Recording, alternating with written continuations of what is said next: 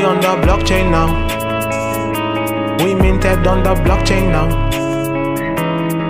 You clowns still in the clouds. You clowns is still in the clouds. We on the blockchain now. We on the blockchain now. Hey, you clowns still in the clouds. Minted, just like an NFT. Who is he? All right, everybody. Welcome back to the Blockchain St. Lucia podcast. We're back with another episode. I am Economies, aka Anasis. And this is Jamil. Last episode, because I don't think it was last week. It was last episode. Yeah. Last episode, we gave you a breakdown of what blockchain is, and we went into a brief history of Bitcoin, and we even touched a little bit on where we think the whole Web3 space might be headed. Today, we're hitting you with another interesting topic. We're going to be exploring how blockchain can positively impact in general emerging economies, developing nations, developing economies. I've heard experts say that developing economies are actually some of the ones that will benefit the most from blockchain technology. What's your take on that? Yeah, and I fully agree. I think that with rural communities, especially, governments just, kind of forget about them in certain ways. Mm-hmm. And they kind of have this excuse of, trying to keep tradition or keep cultures alive as being a reason why they're so neglected. But in terms of medical care, in terms of ensuring people have the adequate ID so that they could actually take advantage of government services, I think governments continually leave their constituents in rural communities behind. So yeah, I absolutely agree with that. And I think that blockchain can provide not really total solution to that issue, but it can help, I think, greatly mitigate the drawbacks of these issues. So yeah, I'm really excited to get into it. Definitely, I agree. I can definitely see how even before, the whole blockchain wave really started rolling heavily, you have cases where certain African nations were already starting to trade phone credits, and that had become a kind of a digital currency. So you can see that there is a need definitely existing, and I'm glad that,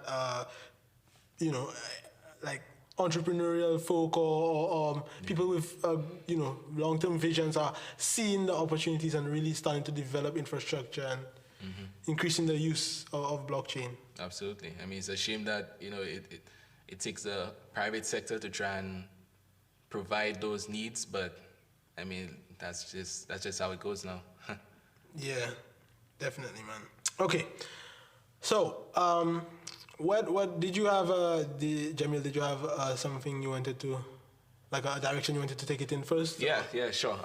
So yeah, like I said earlier, I think blockchain can provide a lot of ways or options for mitigating those issues. So, you could just imagine, the blockchain being used as a form of record keeping for medical data. It'll provide like a layer of protection for that data. Ensure that it's safe from data corruption. Right. And that's like in terms of like how that data is actually put onto the blockchain. It does that validation before it's public knowledge. Yeah. So like when in a blockchain, when that block data gets validated, and we talked about this last week. That whole process on how a block of data is created and why it's called a blockchain. Well, in that validation step, if you remember, information is validated by miners who kind of upkeep the health of the network, who make sure the network is working as it should. They do a data validation step before it's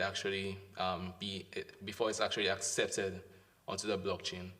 And similarly, in this step, if medical data was used instead of, say, transactional data that we talked about last episode, then it'll add an extra layer of protection from data corruption, because you won't be able to edit medical data that has been put on the blockchain. Right. Or at least it'll be very difficult to do so, very expensive to do so. And in the context of emerging economies, that's a very crucial point. It's like things that have to do with bureaucracy are often like very, they're not like up to par. Like a lot of records are just like still being kept in files on paper, not even in digital format as yet. Yeah. And if there's a way where they could not only be digitized, but be digitized in a way that's immutable, like you mentioned, medical records, which is such a serious or key area, because if you suddenly have a whole bunch of mixed up health records and blood types and misplaced dietary, requirements or allergies and so on, which is possible with our current rails or our current system of data storage, that could be detrimental to a lot of people. Yeah, absolutely. I mean, I remember a few years ago, I went to do a blood donation, but I mean, I think they also actually tell your blood type, and they said they were going to just mail that to me, right? Like in my mailbox. That never reached. So I don't know what that data is. I don't know if somebody lost it, if somebody misplaced it or something. But I mean, if you have like just a store, like a store of medical data, like files, like physical files on paper, I mean, it's just waiting for a fire to happen or some kind of flood to happen. And I mean, even if you're going to be saving that data somewhere, I mean, you could probably task somebody to scan and save that data onto some, I don't know, hard drive, put it in backup, or put it on some server, local or remote. But I mean, there's so many things that can go wrong when you have that centralized repository of medical data. And also, I mean, how hard is it to access that? Because obviously with medical data, it has to be semi-private, only accessible to the people who actually need to know this person has cancer, the current condition of this person's leukemia or diabetes, etc. That needs to be semi-private, So just to qualified medical professionals and so on. Exactly. I mean, how do you get it from point A to point F without, B, C, D, E getting to know, what that data is? Exactly. Even if I'm on vacation in Japan, Japanese doctors should have access to that kind of information too. So if I'm gonna be digitizing my data, if I was a doctor or some, I don't know, chief medical officer or whatever, if I save it locally onto hard drives, how will Lucians in Japan be able to have access to that medical data for, like, in case of an emergency?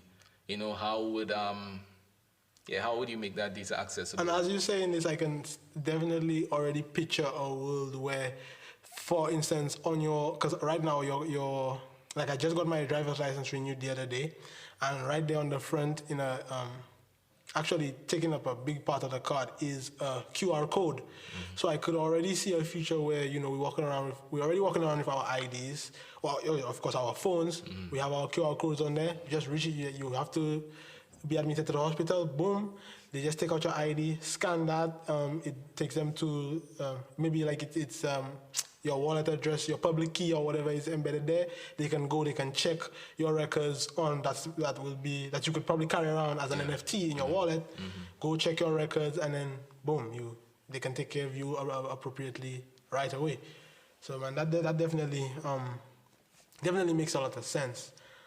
Even the same thing can be said about the supply chain. They were talking about, even in the same medical context, medicine, even in our current state of today, the vaccines have to be transported and they have to be kept. Certain strains have to be kept at a certain temperature for them to be for them to work, for them to be valid. And with blockchain technology, it's possible now to properly track that information, with the internet integration with the Internet of Things. You can have a fridge that can directly communicate with a blockchain app and let it know, okay, my temperature was this consistent Absolutely. throughout the entire journey, and it never dropped below that, so the vaccines in here are healthy. Okay, or that same thing can be said with food or whatever it is, but supply chain is a big one. Yeah, I mean, you want to, when you're creating those systems, those applications, you want to make sure that the data source is trustworthy, it's uncompromised, that there's no mistakes. I mean, when it comes to the medical sector, there's no room for any mistake, and the more you can reduce that risk, the more you could mitigate those risks. I mean, I think every industry should look at every avenue that they could venture to make that possible. And you mentioned logistics. Logistics would absolutely be a great use case for blockchain, because like you said, you could just automate that whole process, and you just know that that data is trustworthy. It's highly accessible. Yep. I mean, I'm here in St. Lucia. If I have a miner, that miner would have access to the full ledger, all the information on Bitcoin's blockchain, from where I am. All transactions, whether it happened in Guam or Vietnam or Peru, you have it there accessible. You could view it, you could audit it. It's highly available, highly accessible to anyone around the world. Yeah, man. So going back to our specific benefits or use cases for emerging economies. Right. I mean, the economic side. We touched on a little bit at the beginning, or I mentioned in passing that we already see things like M-Pesa being used in Africa, which was just like a mobile prepaid minutes. So you top up your phone, you have your credit, and of course everybody, or most people, have a cell phone and have credit on it, and they actually started to use it as a currency. They started using it as a mobile currency, trading it, businesses started accepting it, and so the company behind it, I forget the name at the moment, but they started seeing this, and they, rather than resisting it or trying to, say, oh no, this is not how it's supposed to be used, they saw the opportunity and they actually ran with it, and they developed it so that it's easier now, and people can actually do more with their phone credit now. You can actually use it as collateral for loans, just like we see now with a lot of the DeFi exchanges. You can get these collateralized loans. That's just one example of many. We have in Kenya, IBM and a company called Twig Foods actually started using blockchain technology to assess the creditworthiness of food vendors. So you have these food vendors, whether it's on the roadside or small shops, and now they can give them microloans. IBM and Twigs Foods, they combine to implement the technology, and now they can actually develop these communities by providing financing so people can get more goods, they can grow. We see even use cases that I personally never thought about, but in researching, like I learned, or it came to the forefront of my mind, which is that natural conservation efforts. The Niger River, they're using blockchain technology again in conjunction with these IoT technologies, Internet of Things. So these smart devices picking up data from the river and then sending it to these research facilities that they're using now to help them come up with better ways to preserve the river. And that's benefiting those economies those emerging economies, those developing nations that live near those water sources. Absolutely. Yeah, I mean, you see a lot of really great emerging projects coming out of Africa, directly trying to go to the root of the problem and try and solve it using blockchain. I mean, so in terms of here, I mean, I know in terms of water, electricity, and internet, maybe we might not be on that level of necessity, as St. Lucians. And I mean, I can't say for every single Caribbean nation, but, for St. Lucia in particular, maybe we don't have as dire of a need for that kind of infrastructure. But it would be helpful. And but like I was talking about earlier with medical care, it's just one of the things that a lot of these communities could really use, because if you're in a really remote place where you have to probably drive 30 minutes or 30 minutes to get to the main road to get to the main road to actually start your journey on to get into a proper hospital or whatever, any other kind of medical facility, it makes things difficult. I mean, what if there's a natural disaster? What if there's this a emergency? What if somebody has some kind of sickness and they're just like, I don't want any nurse come to my home, or I don't want to drive all the way to this place to get medical care. What can we do for them? And I think with blockchain data, and you talked about how it can be integrated with the Internet of Things, how we could make some decentralized systems, some medical devices and machinery that queries the blockchain for that medical data, making it reliable, making a system that you could trust can serve the people. And instead of having maybe 4 or 5 persons at a facility in that remote region, and I'm sure it'll be difficult, in St. Lucia especially, to get that kind of skilled, dedicated labor to go to these remote regions and try and work for the people.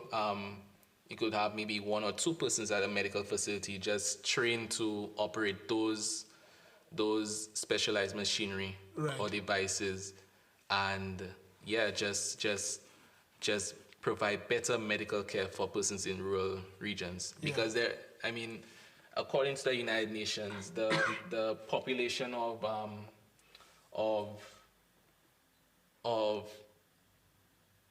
persons living in rural communities has steadily been dropping for quite some time since the starting of the millennium.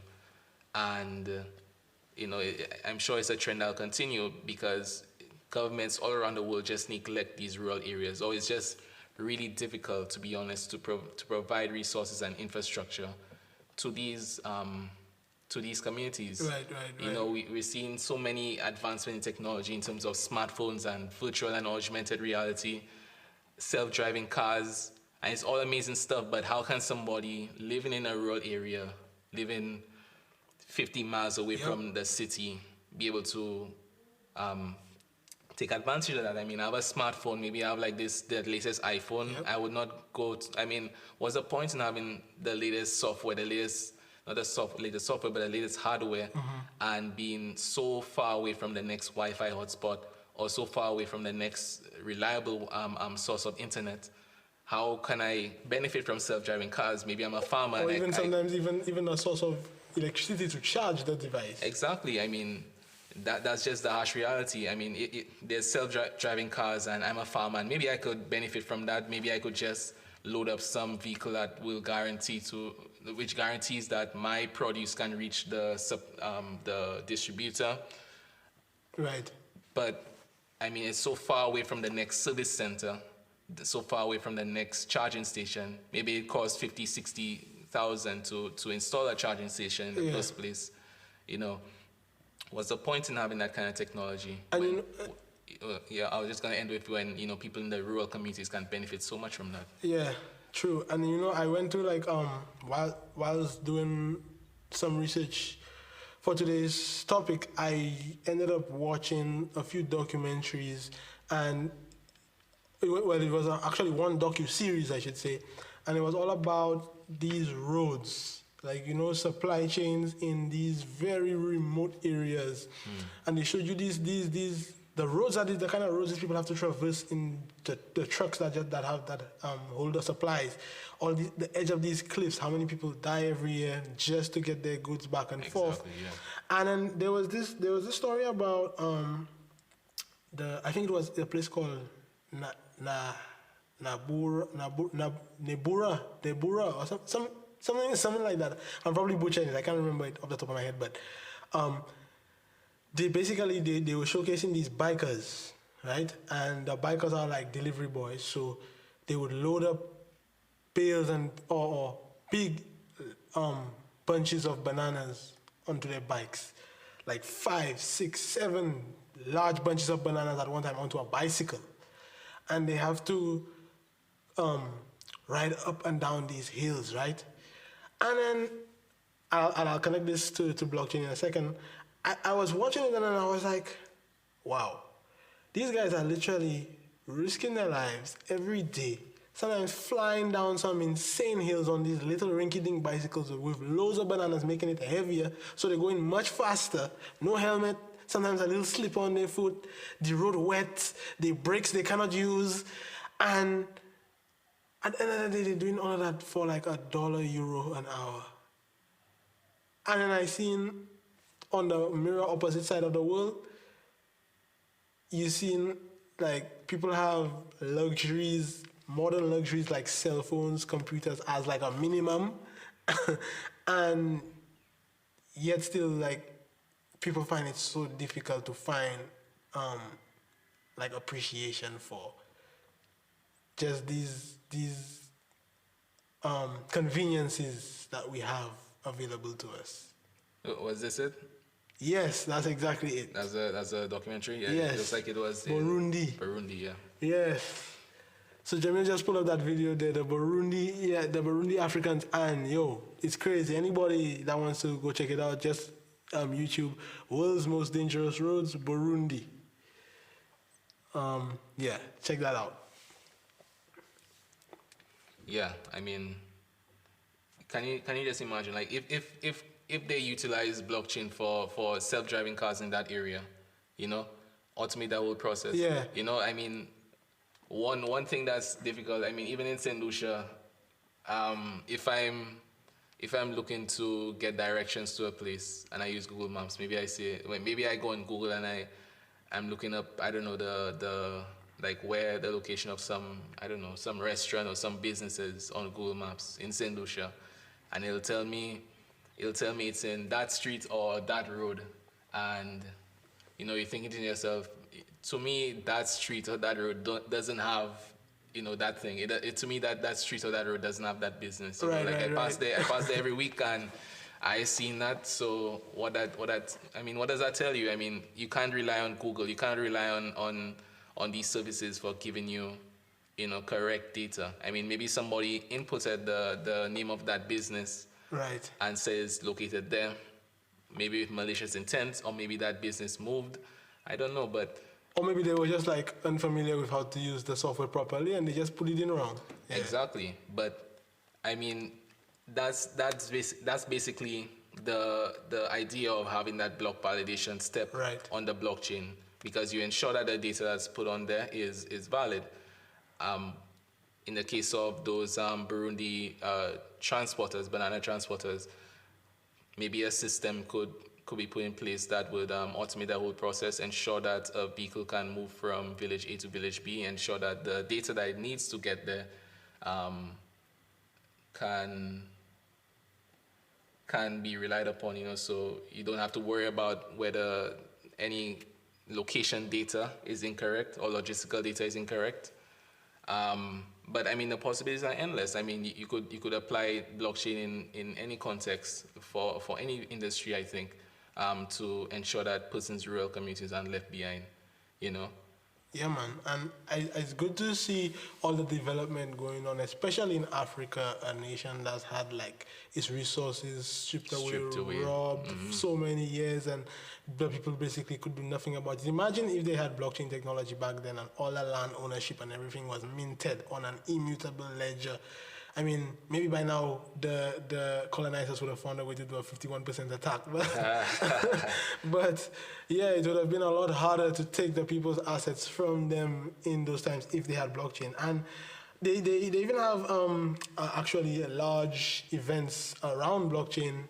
They have one they host in Morocco called the Africa Blockchain Week, and they bring a number of speakers and leaders from different nations, experts and so on, to discuss economic development, blockchain to solve supply chain issues like we're talking about, NFTs, DeFis, CBDCs, for those listening, that's central bank digital currencies. And for those listening from St. Lucia, we actually have one that is in a pilot program right now called D-Cash, been issued by the Eastern Caribbean Central Bank. So that's our version of a CBDC. You can go check that out. They're talking about robotic nursing care. So that's something I've seen a lot of robots replacing conventional jobs, from policemen, firemen, nursing, transportation, like you were just discussing, and of course strategies for navigating a new generation of media and more. They're all convening, these great leaders of these great African nations, convening, meeting and discussing and making plans and sharing strategies for how they're all going to implement and run with blockchain technology, man. It's an amazing thing to see, and it speaks volumes of hope for the African continent. Absolutely, and that's a real positive vibe. I wouldn't mind seeing something like that happening, if not in St. Lucia, somewhere in that Eastern Caribbean. Yeah, man. Actually, this morning I found out that Barbados is going to be the first Caribbean island to build a virtual embassy on Decentraland. So that's kind of cool. So yeah, man, I like to see the progress towards the innovation, and I hope to just see more and more, man. Yeah, I mean, if any of the listeners out there want to see some kind of Bitcoin or cryptocurrency conference right here in St. Lucia, leave a comment, for your support, and we'll see what we can do. Definitely join the Blockchain St. Lucia community Discord, where we have discussions and we share news and resources, all kinds of interesting insights in that group. Join us, Blockchain St. Lucia, on the Discord. There's actually, I don't know if you have anything else that you wanted to touch on, but there's one more case study I wanted to look at. Yeah, sure, go ahead. It's actually, everybody, I know a lot of people out there might remember Akon, of course, Mr. Convict Music. Akon actually is, and I said this in one of my songs called Black Billionaire. I said I'm going to take a page out of Akon's book and build a city out in Africa, because Akon is actually building a whole city. So he was already making headlines for supplying $1 billion credit line from China to install lights throughout different African communities, right? Now he's here building a big city called Akon City, and it's going to be powered by his crypto token called Acoin, and it's based on the Stellar framework. And Acoin is going to be empowering communities, just as we saw examples of with M-Pesa, and actually the IBM and Twigs Foods tokens. Acoin is being developed with the focus on really developing those emerging economies. We have a marketplace that's supported, a marketplace of actually dApps that will offer services in bureaucracy and like public health and so on. We have remittances, so people can get their taxes done. Minutes trading, that's the same mobile minutes I was talking about earlier. Micro lending, get access to funding. Land and property services, technology services, internet and Wi-Fi, solar power. I actually saw an example of a company, not in Africa, but a company using crypto tokens, like they were tokenizing the sale of they were tokenizing the power stored from a big solar farm, and they were allowing you to buy ownership in it, because what they were doing, they were storing the power and they were selling it. So you could actually buy piece of that solar farm's revenue or equity in the form of a token, help them by funding the initiative so they can, build more of the farm, market it, and so on, and sell it, and then you benefit by collecting a piece of the revenue. So it's like a win-win-win. And they're talking about solar power here. That could be one of the use cases I see Akon being used for. Education. They talk about charity, healthcare services, and more. Okay. That's the marketplace. Then we have something called Atomic Swap. Now, I'm really excited about the Atomic Swap feature because, and actually, I'll actually read an excerpt from the site. It says, it's called, "Why Are Universal Prepaid Minutes Groundbreaking?" All right, so listen here. It says, "Bit minutes, BMTs, break down barriers between telecommunications ecosystems. These universal prepaid minutes can be exchanged between friends and family and used to top off mobile phones worldwide, regardless of the carrier." Okay? By unifying all mobile phone users in areas serviced by bit minutes and allowing them to conveniently engage in buying, selling, and trading BTM, bit minutes, and consequently Acoin, bit minutes ensures consistent community adoption. Okay? They recognize that prepaid minutes are becoming basically a form of tender in the country.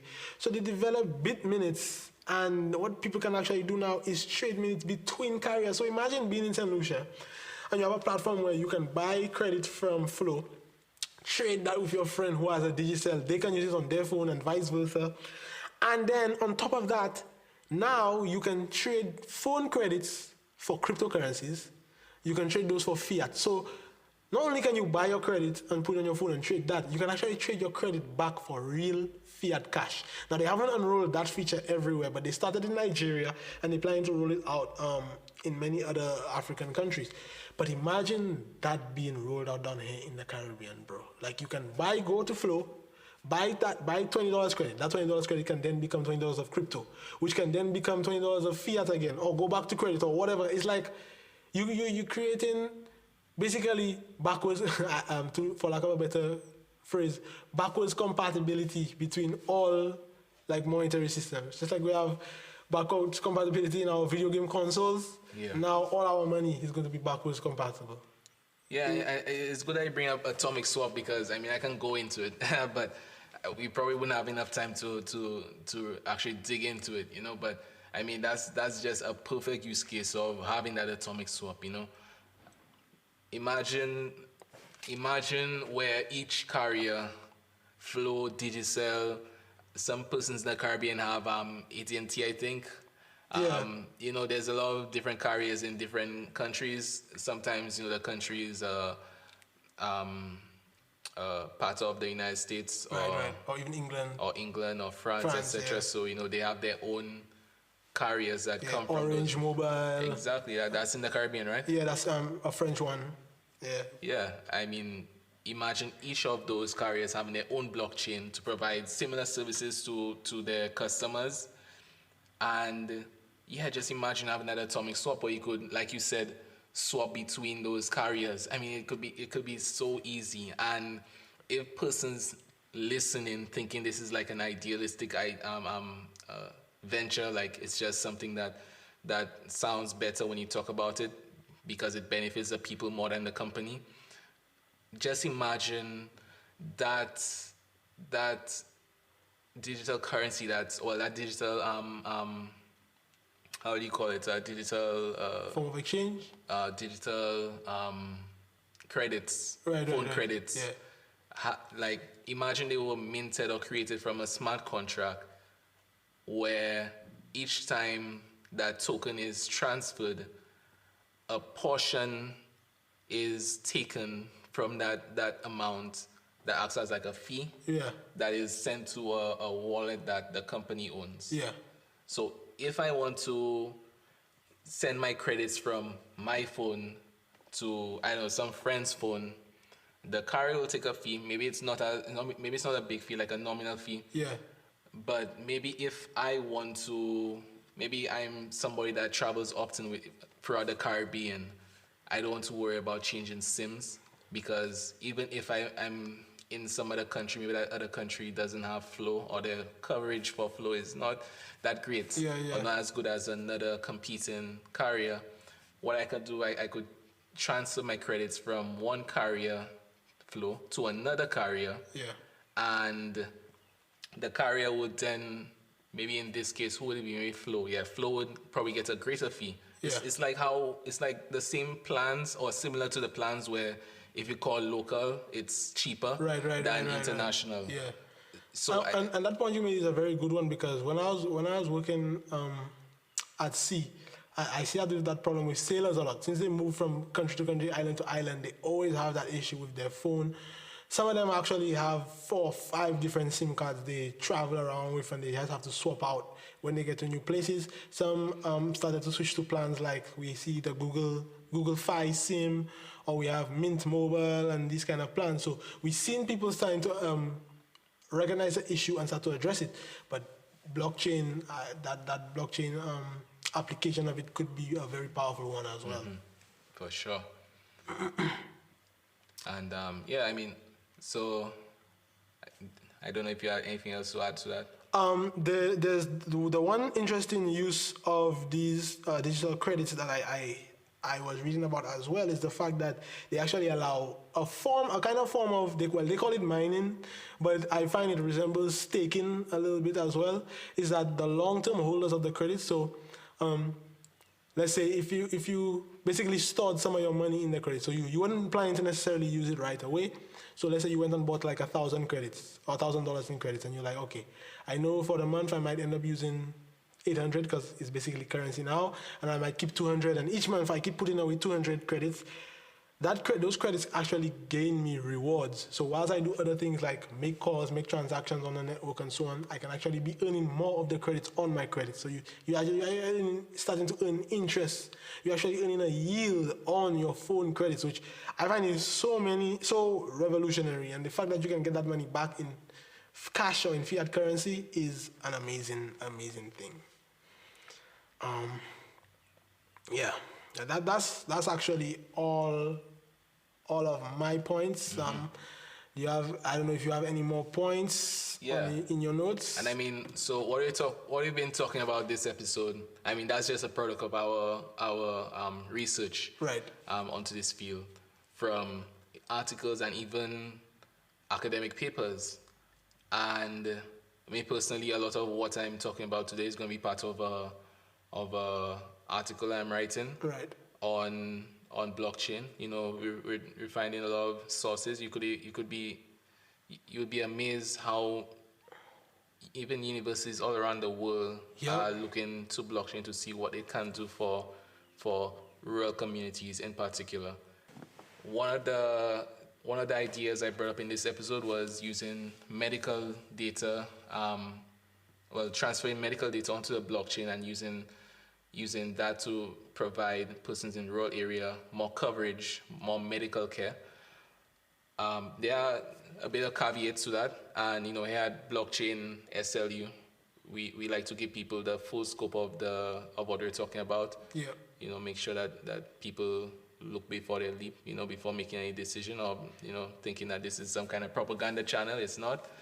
One of the caveats to having that medical data on the blockchain is that data validation step as well, because like I mentioned earlier, some medical information needs to be semi-private, privy to persons who should know about whatever medical condition or their own medical status, and private to anybody else, and also accessible to medical doctors, licensed medical doctors. When you incorporate smart contracts into the blockchain ecosystem, you do have some form of access rights for blockchain data. However, it'll be an interesting study to see how that information behaves when it's actually set on the blockchain, when that validation happens between miners. Would that medical information be obfuscated or hashed to make sure that third parties who don't need to know about that medical document, would they be able to actually decipher what's on that medical document before they validate it? Because I was thinking about a situation where a piece of document would have some kind of seal, electronic or otherwise, that would prove that it is official medical document, and the miners would have something in place where it could verify that data based on that seal. But if that's the case, then would the document have any information on the rest of the document? You know what I'm saying? So you want to make sure that the person's medical condition is private, you know, that the miners don't have access to it. You know, absolutely that has to be the case, because there are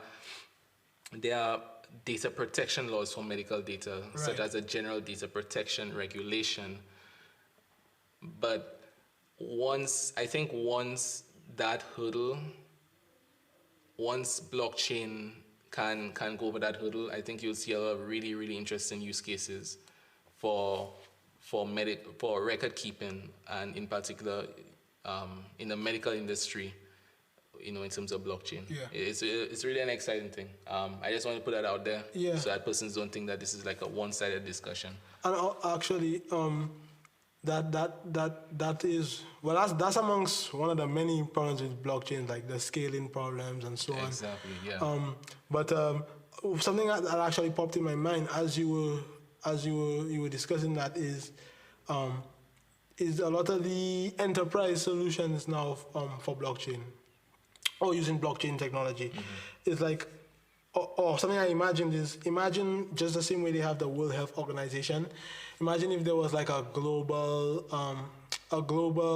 private blockchain for all the large medical institutions around the world, or it was like a, you know those associations where, okay, if you enter that industry, for instance, I know the acting industry has the Screen Actors Guild, SAG.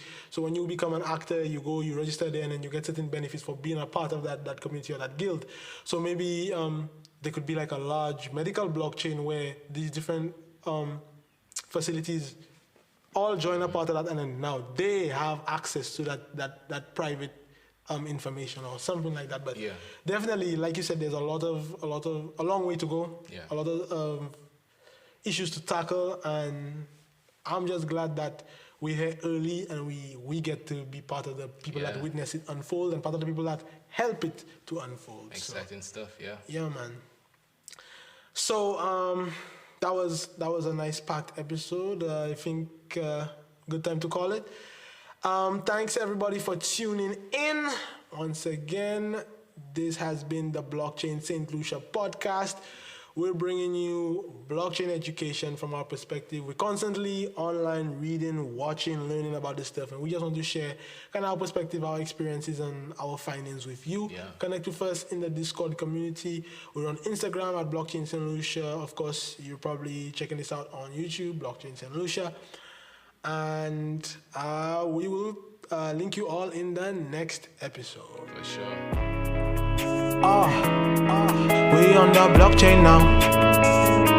We minted on the blockchain now. You clowns still in the clouds. You clowns is still in the clouds. We on the blockchain now. We on the blockchain now. Hey. You clowns still in the clouds. Minted, just like an NFT.